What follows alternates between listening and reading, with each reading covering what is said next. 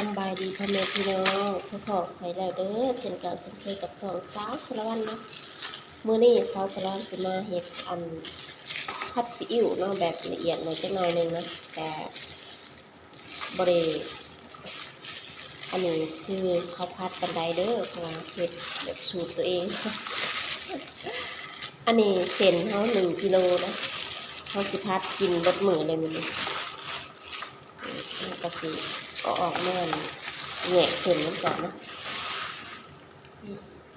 เส้นนี้ซื้อมาแต่แมคโครเนาะเอาสิทำการแยกชิ้นส่วนของเส้นก่อนเส้นตัวนี้มันง่ายเนี่ยนะตัวสีหนึ่งเนี่ยง่ายแกะบ่ได้เด้อแบบนี้อันนี้เขาเห็ดมาแบบเป็นชิ้นส่วนเขาตัดมาเรียบร้อยแล้วตัวหนึ่งเนาะเขาบ่ได้ตัดเวลามาแยกตัวสีบ่ได้มันสิแยกเพราะว่าเวลาเอาไปลวกมันสิได้แบบขาดจากกันง่ายนะมันนี่กะเมนูนี่ก็กินประจำอยู่นะเพราะว่าผัดจะได้กินเปิดผัดซีอิ๊วใส่ผักคะน้าโอ้ยอากาศเริ่มเย็นแล้วเนาะพี่น้องอากาศช่วงนี้เริ่มเย็นลมแห้งก็เลยแบบภูมิแพ้กำเริบอีกแล้วโอ้ยนี่แหละท่านได้เป็นแล้วก็จามอยู่แบบเหมือนเป็นเลยแหละแบบเมื่อยจามไรก็เมื่อยนี่เส้นเฮากะจีออกจากกันเรียบร้อยแล้วเนาะเดี๋ยวเฮาสิไปลวกก่อนอื่นเฮาสิต้มน้ำไว้ก่อนเอายังบ่ได้ค้างหม้อซ้ำมาจีกเส้นก่อนเรียบร้อย1กิโลหลายเด้อ1กิโลแต่นิดหน่อย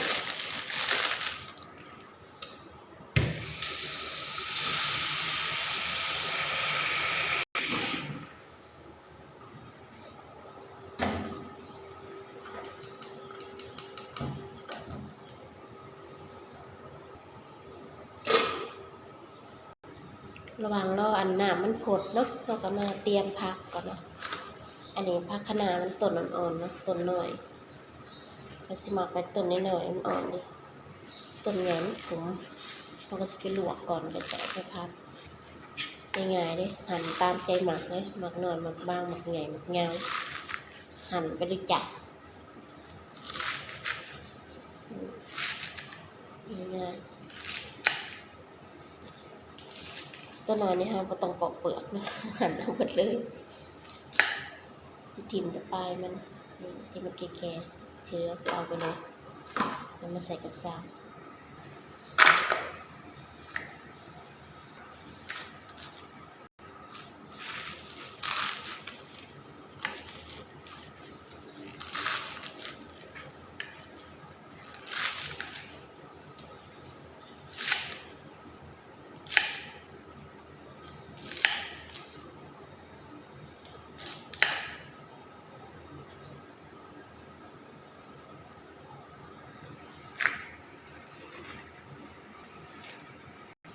นี่เราก็สิไปแช่น้ำเกลือไว้เนาะเพราะว่าจะได้ล้างสารพิษออกแช่เกลือไว้ได้หลายแช่ไว้ก่อนแล้วค่อยไปลวกใส่เกลือลงไปเยอะๆเลยเราก็สิไปแช่น้ำไว้ไปเลย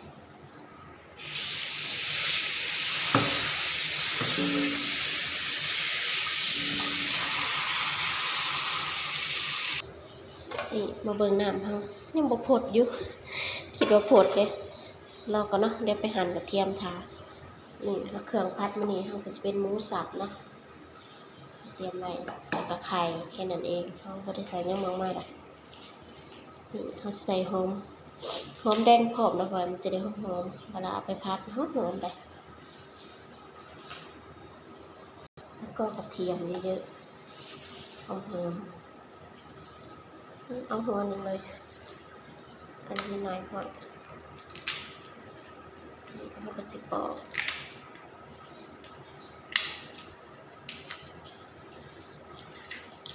กเปลือกแล้วก็เอาไปล้างแล้วก็มาหั่นไปฝอยเนาะหั่นน้อยๆแล้วค่อยนะ สิ สิไปล้างก่อนเนาะค่อยมาถูกมันปอกไงเดี๋ยวไปล้างกันเนาะว่าสิล้างกระเทียมแต่หม้อเขาเดือดก่อนเนาะเรามาเบิ่งหม้อก่อน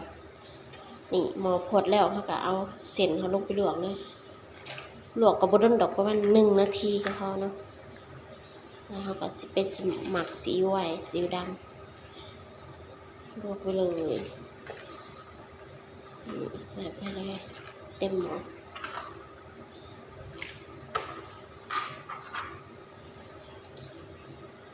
นี่เขาก็สิมาคนเนาะเดี๋ยวความร้อนมันนั่นลวกมันเรียบร้อยนี่กันแล้วเนาะลวกก็ง่ายๆนี่เส้นมันหนุ่มแล้วก็พอเพราะว่าเขาก็จะไปพัดอยู่ดีนะก็เลยแบบบ่ได้ลวกโดนประมาณ1 นาทีก็พอน้ำนี้เขาก็บ่ได้ถิ่มเนาะเพราะว่าเขาจะไปลวกขนาดต่อเนาะเพราะว่าน้ำมันสิเป็นน้ำมันของเส้นนี่เนาะเวลาเราไปลวกขนาดมันก็สิแบบสีสวยสีแบบสดใสนะก็เลยแบบน้ำอันนี้ห้ามถิ่มเด็ดขาดเด้อเอาไปลวกขนาดที่เราแสกเกลือไว้ต่อได้เลยเดี๋ยวเราสิตักเส้นออกก่อนปิดแก๊สก่อนมันหอนแล้ว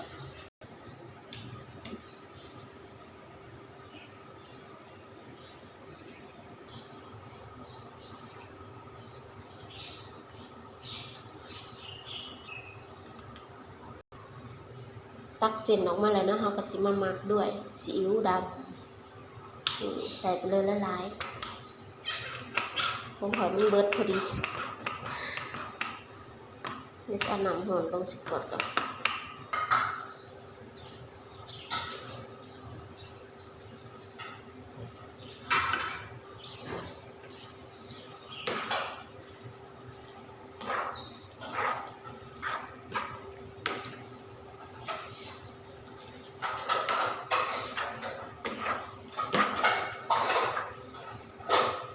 นี่เส้นข้าวหมักซีอิ๊วดำเรียบร้อยนะแล้วก็พักไว้นี่แหละ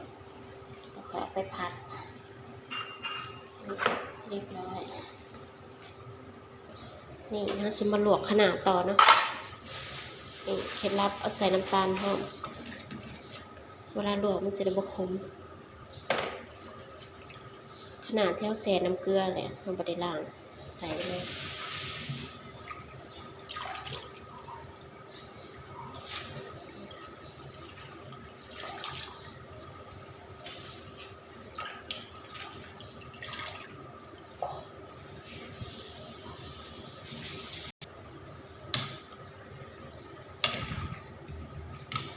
เราลวกกับบดนลวกแป๊บเดียว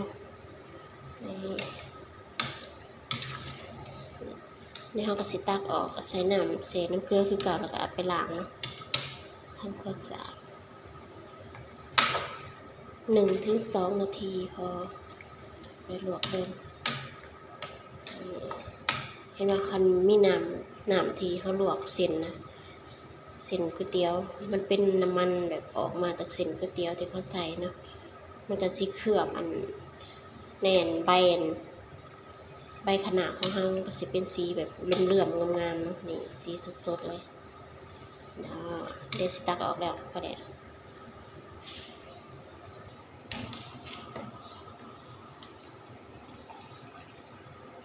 นี่มาใส่น้ำเดิมดีเขาแช่ครั้งแรกเนาะแช่น้ำเกลือนะเพราะว่าเขาก็สิไปล้างละลายน้ำอยู่แล้วเนาะเราต้องห่วงว่ามันสิบ่สะอาดนี่เอามาแช่ไว้เหมือนเดิมเพราะน้ำเกลือสิช่วยให้มันผักของเฮาสีสดแล้วก็บ่ดำเนาะ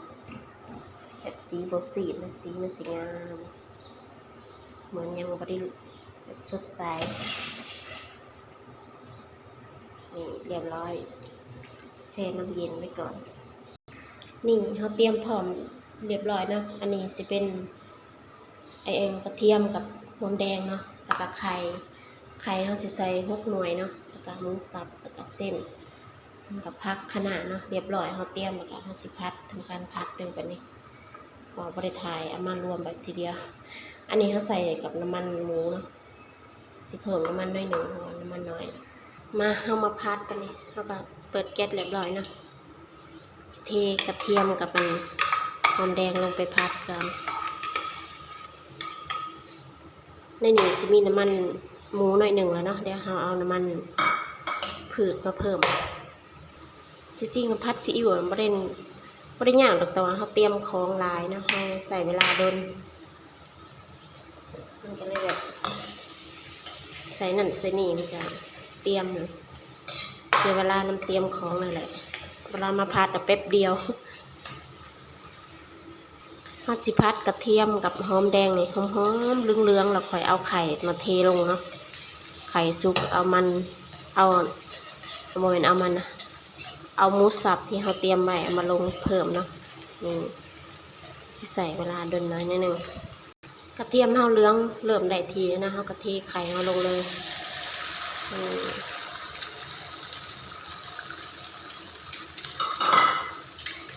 เทไข่เขาแล้วก็แตะกระเทียมหอมแดงเขามาไว้ตรงกลางนะเราสิทอดคล้ายๆไข่ดาวนะเราค่อยมาคนทีหลังเนาะทอดแล้วมันเป็นแผ่นก่อนเวลาเราไปพัดเส้นสิได้แบบไข่สิได้งามเนาะนี่ไข่เขาเริ่มชุกแล้วเขาก็จะกลับด้าน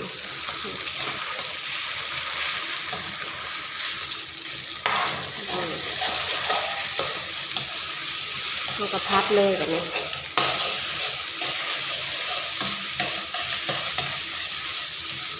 เขาสิพัดหลายบัดเดียวเพราะเขากินแต่เสาหอดคำกินเส้นกับอย่างเดียวมันนี้เป็นเด็กเส้นแกหอมขนาดนี้ไข่เขาซุกแล้วเนาะเขาจะเอาหมูสับมาลงนี่จะเป็นหมูสับพัดมันนี่ก็สิใส่เวลานานพอให้พี่น้องทุกคนเบิ่งจะต้นจะจบเด้อจะถึงรำคาญกันมันนี่อัดยาวหน่อยสักหน่อย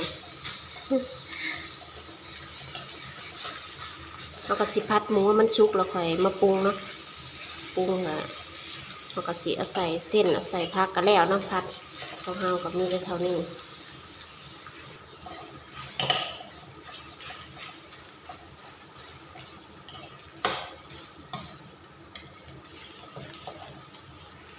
นี่หมูเฮาเริ่มสุกแล้วเนาะเราสิมาปรุงก่อนอื่นเลยนี่ใส่ซอสผ้าเคี้ยวก่อนนะใส่ไปเลยตามด้วยรสดี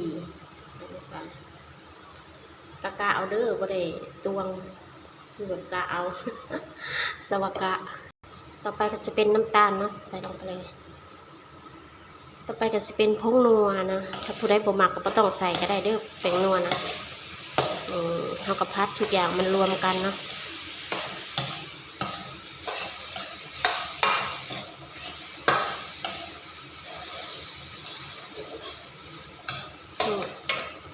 ตามด้วยพริกไทยนะมันจะได้หอม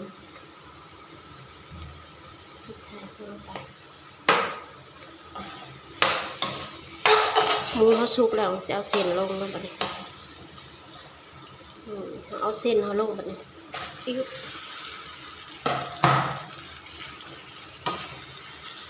เส้นเขาลงกับพัดรวมกันเลย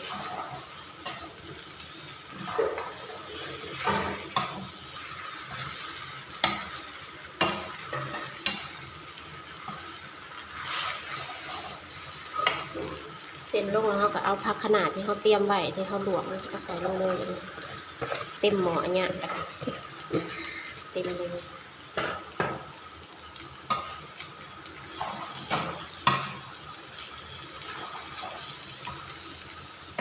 ก็คอยพันนะเพราะว่ามันหลายเต็มกระทะตะหล่อมมันเข้ากันเครื่องปรุงไปแล้วเนาะผัดไทยเราก็แต่ขั้นตอนสุดท้ายก็คือใส่พริกป่นเนาะแล้วก็แล้วเลยพริกป่นที่ใส่ข้างนอกเลยหรือสิใส่ตอนข้าวพัดก็ได้แล้วแต่ทุกคนหมักเลยนี่ข้าวพัดอันเส้นเขากับเข้ากันแล้วเนาะแล้วเขาก็สิเอาพริกป่นลงเลยใส่พริกป่นค่อยสิหมักแบบพัดรวมกันเลยเพราะว่ามาปรุงข้างนอกมันบ่ขาด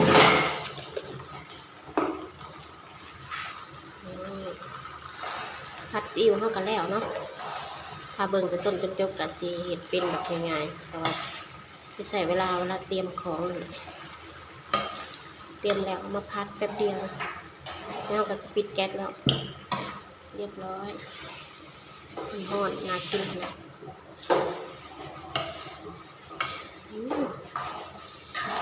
หล่นกระทะกินได้เบิดมือหอมนี่ทุกอย่างก็แล้วเรียบร้อยเนาะเบิ่งใกล้ๆน่ากินบ่ทุกคนคลิปนี้อำลาพาจากก็เพียงเท่านี้เด้อฝากกดไลค์กดแชร์กดติดตามเพื่อบ่พลาดคลิปใหม่ไปแล้วสบายดี